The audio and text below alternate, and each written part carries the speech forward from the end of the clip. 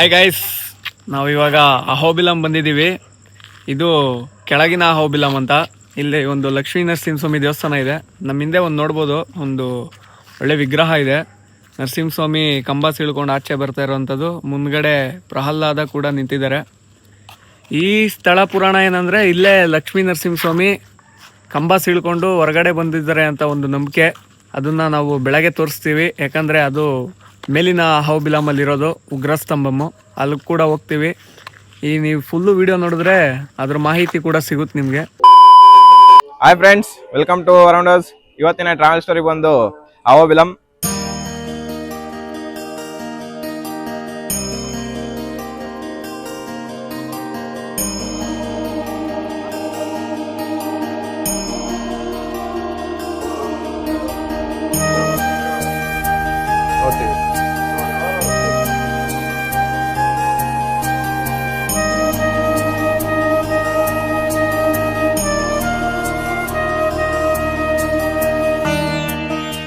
ಈ ಅಹೋಬಿಲಂ ಅಂತ ಏನಿದೆ, ಇದು ಆಂಧ್ರ ಪ್ರದೇಶದ ನಂದ್ಯಾಲ ಡಿಸ್ಟಿಕಲ್ಲಿದೆ. ಇದು ಪ್ರಮುಖವಾಗಿ ಏನಕ್ಕೆ ಫೇಮಸ್ ಅಂದರೆ, ಭಕ್ತ ಪ್ರಹ್ಲಾದ ಸ್ಟೋರಿ ಕೇಳಿರ್ತೀರಾ. ಆ ಸ್ಟೋರಿ ನಡೆದಿರೋದು ಇಲ್ಲೇ.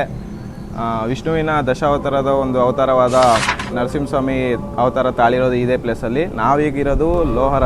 ಈ ಲೋಹರ ಅಹೋಬಿಲಮಲ್ಲಿ ಪ್ರಮುಖವಾಗಿ ಏನು ನೋಡ್ಬೋದು ಅಂದರೆ, ಶಾಂತರಹಿತೆಯಿಂದ ಇರುವ ನರಸಿಂಹಸ್ವಾಮಿಯ ವಿಗ್ರಹ ನೋಡ್ಬೋದು. ಅಂದರೆ ಭಕ್ತ ಪ್ರಹ್ಲಾದ ಮತ್ತು ಲಕ್ಷ್ಮೀ ಜೊತೆ ಶಾಂತರಹಿತೆಯಿಂದ ಇರುವ ನರಸಿಂಹಸ್ವಾಮಿಯ ವಿಗ್ರಹ ನೋಡ್ಬೋದು. ಇಲ್ಲಿ ಲಕ್ಷ್ಮಿ ಮತ್ತು ಪ್ರಹ್ಲಾದ ಜೊತೆಗಿಂದ ಇಲ್ಲಿ ಪ್ರಹ್ಲಾದ ವರದ ಲಕ್ಷ್ಮೀ ನರಸಿಂಹಸ್ವಾಮಿ ಟೆಂಪಲ್ ಅಂತ ಕರೀತಾರೆ. ಅಂದರೆ ಇದು ಲೋವರ್ ಅಹೋಬಿಲಮಲ್ಲಿರೋದು. ಅಂದರೆ ದಿಗುವ ಅಹೋಬಿಲಂ ಅಂತ ತೆಲುಗಲ್ಲಿ ಅಂತಾರೆ. ಇದು ಒಂದು 10ನೇ ಟೆಂಪಲ್. ಇನ್ನು 9 ಟೆಂಪಲ್ ಏನಿದೆ ಅದು ಅಪ್ಪರ್ ಅಹೋಬಿಲಮಲ್ಲಿದೆ. ಅದು ತೋರಿಸ್ತೀವಿ ಬನ್ನಿ. ಈ ಅಹೋಬಿಲಂ ಟೆಂಪಲ್ ಏನಿದೆ, ಇದು ಸ್ಥಾಪನೆ ಆಗಿದ್ದು 14-15 ಶತಮಾನದಲ್ಲಿ. ಇದು ವಿಜಯನಗರ ಸಾಮ್ರಾಜ್ಯದ ಸಾಳುವ ವಂಶದ ನರಸಿಂಹದೇವರಾಯ ಅನ್ನೋರು ಕಟ್ಟಿಸಿರ್ತಾರೆ. ಇಲ್ಲಿ ಪ್ರಮುಖವಾಗಿ ಈ ಟೆಂಪಲ್ ಸುತ್ತಮುತ್ತ ಎಲ್ಲಿ ನೋಡಿದ್ರು ನೀವು ನೋಡ್ಬೋದು, ವಿಜಯನಗರದ ವಾಸ್ತುಶಿಲ್ಪ ಇಲ್ಲಿ ಕೆತ್ತನಾಗಿದೆ. ಅಂದರೆ ವಿಜಯನಗರ ಸಾಮ್ರಾಜ್ಯದ ಕೊಡುಗೆ ಈ ಟೆಂಪಲ್ಗೆ ಭಾರಿ ಇದೆ. ಈ ಒಂದು ವಿಡಿಯೋದಲ್ಲಿ ಏನು ನೋಡ್ತಿದ್ದೀರಾ, ಈ ಒಂದು ಕೆತ್ತನೆ ಯಾಲಿ ಅಂತ ಕರೀತಾರೆ ಇದನ್ನು. ವಿಜಯನಗರ ಕಾಲದ ಎಲ್ಲ ವಾಸ್ತುಶಿಲ್ಪದಲ್ಲೂ ಇದೊಂದು ಕೆತ್ತನೆ ಇದ್ದೇ ಇರುತ್ತೆ. ಇದೊಂದು ಸಿಂಹ ರೀತಿಯಲ್ಲಿ ಕಾಣುವ ಒಂದು ಕುದುರೆ. ಇದನ್ನು ನೋಡಿದ್ರೇ ಗೊತ್ತಾಗುತ್ತೆ, ತುಂಬ ದೊಡ್ಡದಾಗಿದೆ. ಮತ್ತು ಎಲ್ಲ ಪಿಲ್ಲರಲ್ಲೂ ಇದು ಇದ್ದೇ ಇರುತ್ತೆ. ಇನ್ನು ಮುಂದ್ಗಡೆ ಹೋದರೆ ಇನ್ನೂ ದೊಡ್ಡದಾಗಿ ಕಾಣುತ್ತೆ ಯಾಲಿ ಅಂತ. ಅಲ್ಲಿ ಲಾಸ್ಟಲ್ಲಿ ಇದೆಯಲ್ಲ, ಅದು ನೋಡಿ ದೊಡ್ಡದಾಗೆ ಕಾಣುತ್ತೆ ಅದನ್ನು.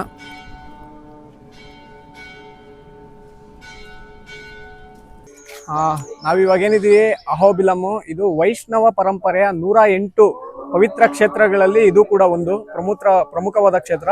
ಇಲ್ಲಿ ಪ್ರಮುಖವಾಗಿ ವಿಷ್ಣುವಿನ ದಶಾವತಾರಗಳಲ್ಲಿ ಒಂದಾದ ನರಸಿಂಹಸ್ವಾಮಿನ ಪೂಜಿಸ್ತಾರೆ. ಅದ್ರ ಬಗ್ಗೆ ಸಂಪೂರ್ಣವಾದ ಮಾಹಿತಿನ ನಮ್ಮ ಫ್ರೆಂಡ್ ಆದ ವೆಂಕಟೇಶ್ ಅವರು ಕೂಡ ನೀಡಿರ್ತಾರೆ. ನೀವು ಈ ವಿಡಿಯೋದಲ್ಲಿ ಅದನ್ನ ನೋಡ್ಬೋದು. ನಂತರ ನಮ್ಮ ಜರ್ನಿ ಇಲ್ಲಿಂದ ಅಪ್ಪರ್ ಅಹೋಬಿಲಂಗೆ ರೀಚ್ ಆಗ್ತೀವಿ. ಅಂದರೆ ಎಗುವ ಅಹೋಬಿಲಂ ಅಂತ ಕರೀತಾರೆ. ಅಲ್ಲಿ ನರಸಿಂಹಸ್ವಾಮಿಯ 9 ಅವತಾರಗಳನ್ನ ಕೂಡ ನೀವು ಅಲ್ಲಿ ನೋಡ್ಬೋದು. ನಮ್ಮ ಈ ವಿಡಿಯೋದಲ್ಲಿ ಅದನ್ನ ಕೂಡ ಇವಾಗ ತೋರಿಸ್ತೀವಿ. ಕೊನೆಯಲ್ಲಿ ನರಸಿಂಹಸ್ವಾಮಿ ಪ್ರಕಟವಾದಂತಹ ಉಗ್ರಸ್ತಂಭವನ್ನು ಕೂಡ ತೋರಿಸುವಂತ ಪ್ರಯತ್ನ ಕೂಡ ಮಾಡ್ತೀವಿ. ಬನ್ನಿ ಹೋಗೋಣ. ಯಾವ ತರ ಇದೆ ಅಂತ ಜರ್ನಿ ಪೂರಾ ನಾವು ನಮ್ಮ ಯೂಟ್ಯೂಬ್ ಚಾನಲ್ ಅಲ್ಲಿ ತೋರಿಸ್ತೀವಿ, ನೋಡ್ಬೋದು. ಇವಾಗ ನಾವು ನಲ್ಲಮಲ ಫಾರೆಸ್ಟ್ ರೇಂಜ್ಗೆ ಎಂಟ್ರಿ ಆಗ್ತಾ ಇದೀವಿ. ನಮ್ಮ ಗಾಡಿ ಓಡಿಸ್ತಾ ಇದ್ದಾರೆ ಇಲ್ಲಿ ನಾಗೇಶ್ ಅವರು, ಗೈಡ್ ಮಾಡ್ತಾ ಇದ್ದಾರೆ ನಮ್ಮ ದೀಪಕ್ ಅವರು. ದೀಪಕ್, ಹೆಂಗಿದೆ ಎಕ್ಸ್ಪೀರಿಯನ್ಸು? ಚೆನ್ನಾಗಿದೆಯಾ? 48 ಡಿಗ್ರಿ. ಅಂದ್ರೆ ಈ ನಲ್ಲಮಲ್ಲ ಫಾರೆಸ್ಟ್ ಅಂತ ಗೊತ್ತಾಗ್ಬೇಕಂದ್ರೆ ಏನಕ್ಕೆ ಫೇಮಸ್ ಅಂದ್ರೆ ಸ್ಮಗ್ಲಿಂಗ್ ಫೇಮಸ್. ಅಂದ್ರೆ ಶ್ರೀಗಂಧ ಪುಷ್ಪ ಫಿಲಮ್ ಅಲ್ಲಿ ನೋಡಿರ್ತೀರಾ, ಎರ್ರ ಚಂದನಮ್ಮ ಎಷ್ಟು ಸ್ಮಗ್ಲಿಂಗ್ ಇಲ್ಲೇ ಆಗೋದು. ತುಂಬಾ ಸ್ಮಗ್ಲಿಂಗ್ ಇಲ್ಲಿ ಜಾಸ್ತಿ. ಆದ್ರೆ ಅದಕ್ಕೆ ಇಲ್ಲಿ ಸ್ವಲ್ಪ ಸೆಕ್ಯೂರಿಟಿನೂ ಜಾಸ್ತಿ ಅನ್ಕೊಂತೀವಿ. ಜಾಸ್ತಿನೇ ಸ್ಮಗ್ಲಿಂಗ್ ಎಲ್ಲ ನಡೆಯುತ್ತೆ. ಜರ್ನಿ ಹೆವಿ ಸೆಕ್ಯೂರಿಟಿ ಇರುತ್ತೆ.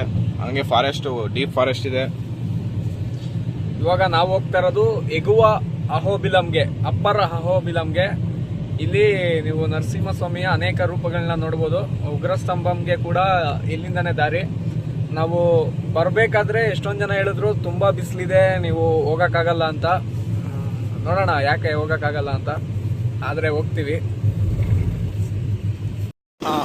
ಇವಾಗ ವೆಂಕಟೇಶ್ ಎಲ್ಗೆ ಹೋಗ್ತಾ ಇದೀವಿ? ವೆಂಕಟೇಶ್, ನಾವು ಇವಾಗ ಟ್ರೆಕ್ಕಿಂಗ್ ಉಗ್ರಸ್ತಂಭಂ ಟ್ರೆಕ್ಕಿಂಗ್ ಹೋಗ್ತಾ ಇದೀವಿ. ಬನ್ನಿ. ಎಲ್ಲ ಆಗಲ್ಲ ಅಂತವ್ರೆ, ನಾವು ಮಾಡ್ಬಿಟ್ಟು ತೋರಿಸ್ತೀವಿ. ದೀಪಕ್ ಅವರೇ, ಇಲ್ಲಿ ಏನೇನಂದ್ರು ನೀವು ಒಂದು ಸ್ವಲ್ಪ ಡೀಟೇಲಾಗಿ ಹೇಳಿದ್ರೆ ತುಂಬ ಚೆನ್ನಾಗಿರುತ್ತೆ. ನಾವು ಟಿಫನ್ ಮಾಡೋ ಟೈಮಲ್ಲಿ ಅಲ್ಲಿ ಹೋಟ್ಲವ್ರನ್ನ ಕೇಳಿದ್ವಿ, ಈ ಥರ ನಾವು ಉಗ್ರಸ್ತಂಭ ಟ್ರೆಕ್ಕಿಂಗ್ ಹೋಗ್ಬೇಕು, ಯಾವ ಕಡೆ ಹೋಗ್ಬೇಕು ಅಂತ. ಅದಕ್ಕೆ ಅವರು ಇಷ್ಟೊತ್ತಿಗೆ ಹೋಗ್ತಾ ಇದ್ದೀರಾ, ಇಷ್ಟೊತ್ತಿಗೆಲ್ಲ ಆದರೆ ಹೋಗೋಕ್ಕಾಗಲ್ಲ, ಬೆಳಗ್ಗೆನೇ ಹೋಗ್ಬೇಕು ನೀವು ಅಂದರು. ಸರಿ ಅಂದ್ಬಿಟ್ರೆ ದಾರಿ ಕೇಳ್ಕೊಂಡು ಬಂದಿದ್ದೀವಿ. ಅದು ಯಾಕಾಗಲ್ಲ, ಟ್ರೈ ಮಾಡ್ತೀವಿ, ಆದರೆ ವಿಡಿಯೋ ಅಪ್ಲೋಡ್ ಮಾಡ್ತೀವಿ, ಆಗಿಲ್ಲ ಅಂದರೂ ವಿಡಿಯೋ ಅಪ್ಲೋಡ್ ಮಾಡ್ತೀವಿ, ಮಾಡ್ತೀವಿ. Failure or success. ನಾವಿವಾಗ ಪೆದ್ದ ಅಹೋಬಿಲಂಗೆ ಬಂದಿದ್ದೀವಿ. ಇಲ್ಲಿ ನರಸಿಂಹಸ್ವಾಮಿಯ ಇನ್ನೊಂದು ರೀತಿಯ ಅವತಾರ ಇದೆ, ನಿಮ್ಮ ಕೂಡ ನೀವು ಇಲ್ಲಿ ನೋಡ್ಬೋದು. ನಮ್ಮ ಜೊತೆ ನೀವು ನೋಡಿರಂತೆ ನರಸಿಂಹಸ್ವಾಮಿಯ ದರ್ಶನ ಪಡ್ಕೊಂಡು ನೀವು ಕೂಡ ನಿಮ್ಮ ಜನ್ಮನ ಪಾವನ ಮಾಡ್ಕೊಳ್ಳಿ. ನೋಡಿ, ನಮ್ಮ ವೆಂಕಟೇಶ್ ಅವರು ಬೆಳ್ಳಗಾಗ್ಬೇಕು ಅಂದ್ಬಿಟ್ಟು ಒಂದು ಅರ್ಕೆ ಇಟ್ಕೊಂಡ್ ಬಂದವ್ರೆ. ಕೇಳ್ರಿ ಏನಣ್ಣ ವೆಂಕಟೇಶ್, ಬೆಳ್ಳಗಾದ್ರೆ ಏನು? ಬೆಳಗಿನ ಕಪ್ಪಗಿರೋದೇ ಬೆಸ್ಟು, ಯಾಕಂದ್ರೆ ನಾವ್ ಎಷ್ಟೇ ಬಿಸಿಲು ಹೋದ್ರು ಕಪ್ಪಗಾಗಲ್ಲ. ಕಪ್ಪುಗಾಗಲ್ಲ, ಯಾಕಂದ್ರೆ ಇರೋದೇ ಕಪ್ಪು. ಇಲ್ಲೊಂದು ದೇವಸ್ಥಾನ ಮಂಟಪ ಕಾಣುತ್ತೆ, ನೋಡ್ಬೋದು. ಕಾಡಲ್ಲಿ ನಿಂತವ್ರು ಜಾಸ್ತಿ ಜನ ಸಿಗ್ತಾರೆ ಅಲ್ಲರ, ಕಾಡಿಗೆ ಬೆಲೆ ಜಾಸ್ತಿ, ಅದಕ್ಕೆ ಹೇಳಿದ್ ನಿನ್ನಂತ ಜಾಸ್ತಿ ಜನ ಸಿಗ್ತಾರೆ ಇಲ್ಲಿ ಅಂತ. ಅವ್ರಿಗೆ ಬೆಲೆ ಜಾಸ್ತಿ. ಅದಕ್ಕೆ ಅಲ್ಲೆಲ್ಲ ಬೆಂಗಳೂರಲ್ಲಿ ಸಾಯ್ತಾ ಇರೋದು ಸ್ಟ್ರೀಟ್ ಅಲ್ಲಿ ನಿಂಗೋಸ್ಕರ.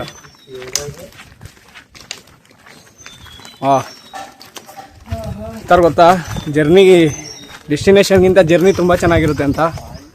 ನೋಡಿ, ಅದೇ ಥರ ಇದೆ ಜರ್ನಿ. ನಮ್ಮ ನಾಗೇಶ್ ಯಾವುದೋ ಕೋತಿನ ಡಿಟೆಕ್ಟ್ ಮಾಡ್ದ, ನೋಡಿ ಇದೇ ಕೋತಿ. ಕಾಡು ಕೋತಿಗಳು ಕೂಡ ಐತಂತೆ, ಲೋಕಲ್ ಗೈಡ್ ನಾಗೇಶ್ ಅವ್ರು ಹೇಳ್ತವ್ರೆ. ನಾವಿವಾಗ ನಲ್ಲಮಲ್ಲ ಫಾರೆಸ್ಟ್ ರೇಂಜ್ ಅಲ್ಲಿ ಇದ್ದೀವಿ. ಇಲ್ಲಿ ಒಂದು ಯಾರು ಕಲ್ಚರಲ್ ಹೆರಿಟೇಜ್ ಅವರು ಒಂದು ಬೋರ್ಡ್ ಹಾಕಿದ್ದಾರೆ, ಸೇ ನೋ ಟು ಪ್ಲಾಸ್ಟಿಕ್ಸ್. ಯಾವುದೇ ರೀತಿಯ ಪ್ಲಾಸ್ಟಿಕ್ ವಸ್ತುಗಳನ್ನ ತಗೊಂಬರ್ಬೇಡಿ, ಪ್ಲಾಸ್ಟಿಕ್ ವಸ್ತುಗಳನ್ನ ಹಾಕ್ಬೇಡಿ ಅಂತ. ಆದರೆ ಇಲ್ಲಿ ಡಸ್ಟ್ಬಿನ್ಗಳೇ ಇಲ್ಲ, ಇನ್ನೆಲ್ಲ ಹಾಕ್ತಾರೆ. ಒಂದು ಕಾಡಲ್ಲಿ ಓಡಾಡಬೇಕು ಅಂದರೆ ನೀರಿನ ಬಾಟ್ಲಿ ತಂದಿರ್ತಾರೆ, ಕುರ್ಕುರೆ ತಿಂಡಿ ತಿನಿಸುಗಳು ತಂದಿರ್ತಾರೆ. ಎಲ್ಲಿ ಬಿಸಾಕೋದು ಅಂತ ಗೊತ್ತಿಲ್ದಿರ ನೋಡಿ ಈ ಥರ ರೋಡ್ ಉದ್ದಕ್ಕೂ ಬಿಸಾಕೊಂಡು ಹೋಗಿರ್ತಾರೆ. ಆ್ಯಕ್ಚುಲಿ ಇಲ್ಲಿ ತುಂಬ ಆಸಕ್ತಿಯಾಗಿರೋದೇನು ಗೊತ್ತಾ, ಈ ಬಂಡೆಗಳು ಕೊರೆದಿರೋವಂಥ ರೀತಿ ನೋಡ್ಬೋದು ನೀವು ಕೂಡ. ತುಂಬ ಚೆನ್ನಾಗೈತೆ ಇಲ್ಲಿ. ಒಳ್ಳೆ ಮಾನ್ಸೂನ್ ಸೀಸನಲ್ಲಿ ಬಂದರೆ ನೀರು ತುಂಬ ಚೆನ್ನಾಗಿ ಹರಿಯುತ್ತೆ ಅನಿಸುತ್ತೆ. ಇಲ್ಲಿ ನೋಡಿ, ನಮ್ಮ ವೆಂಕಟೇಶ್ವರ ಏನು ಹೇಳಿದ್ರು, ವೆಂಕಟೇಶ್ವರ ಏನು ಹೇಳಿದ್ರಿ? ಮಾನ್ಸೂನಲ್ಲಿ ಇದು ಶಿವನ ಊದೋಟ ಆಗಿರುತ್ತೆ. ಹೌದಾ? ಹೌದು.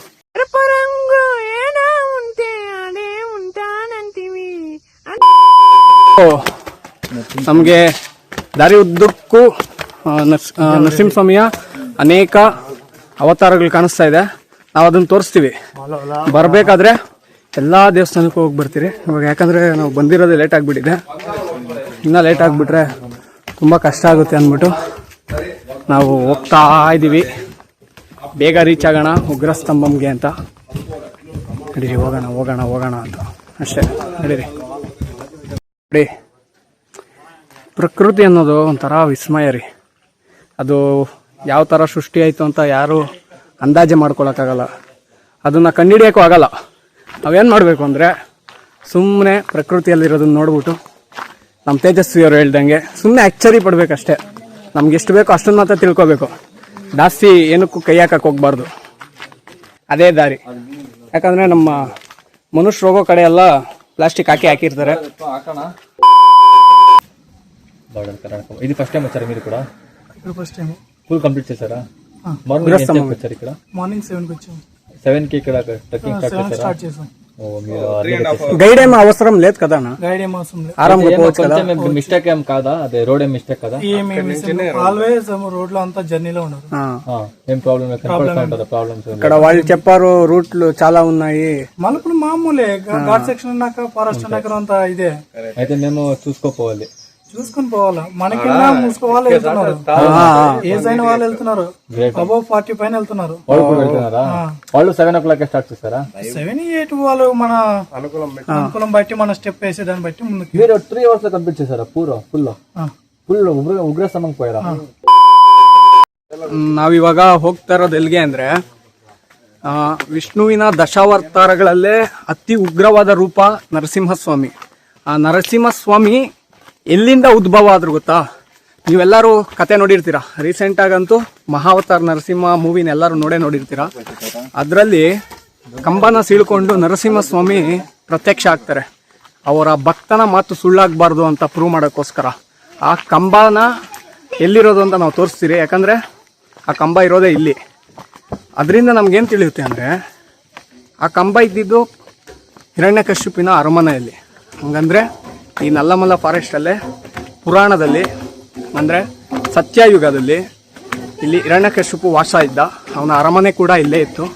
ಅಲ್ಲಿನ ಒಂದು ಕಂಬದಿಂದ ತನ್ನ ಭಕ್ತನ ಮಾತು ಸುಳ್ಳಾಗಬಾರ್ದು ಅಂತ ಆ ಕಂಬನ ಸೀಳಿಕೊಂಡು ನರಸಿಂಹಸ್ವಾಮಿ ಬರ್ತಾರೆ. ದುಷ್ಟ ಹಿರಣ್ಯಕಶ್ಯಪನ ಸಂಹಾರ ಮಾಡ್ತಾರೆ.